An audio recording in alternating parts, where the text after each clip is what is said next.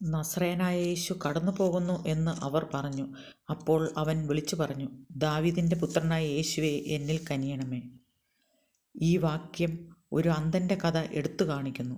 യേശു കടന്നു പോകുന്നുണ്ടെന്നറിയുമ്പോൾ സഹായത്തിനായി വിളിക്കുന്നതാണ്. ദാവീദിന്റെ പുത്രനായ യേശുവേ, എന്നിൽ കനിയണമേ എന്ന അവൻ്റെ നിലവിളി.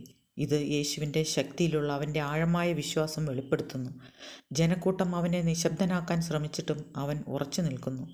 നമുക്കാവശ്യമുള്ളപ്പോൾ അവൻ്റെ കരുണയിലും അനുകമ്പയിലും വിശ്വസിച്ചുകൊണ്ട് നാം ധൈര്യത്തോടെ കർത്താവിൻ്റെ അടുക്കൽ എത്തിച്ചേരണമെന്ന് ഇത് കാണിക്കുന്നു. നമ്മുടെ സ്വന്തം ആത്മീയാന്തത തിരിച്ചറിയാനും രോഗശാന്തിക്കും മാർഗനിർദ്ദേശത്തിനുമായി യേശുവിനോട് നിലവിളിക്കാനും ഈ ഭാഗം നമ്മെ ഓർമ്മിപ്പിക്കുന്നു. യേശു നമ്മുടെ പ്രാർത്ഥനകൾ ശ്രദ്ധിക്കുകയും സ്നേഹത്തോടും കൃപയോടും കൂടി പ്രതികരിക്കുകയും ചെയ്യുന്നുണ്ടെന്ന് അറിഞ്ഞുകൊണ്ട് നമ്മുടെ വിശ്വാസത്തിൽ സ്ഥിരത പുലർത്താനുള്ള ഒരു ആഹ്വാനമാണിത്.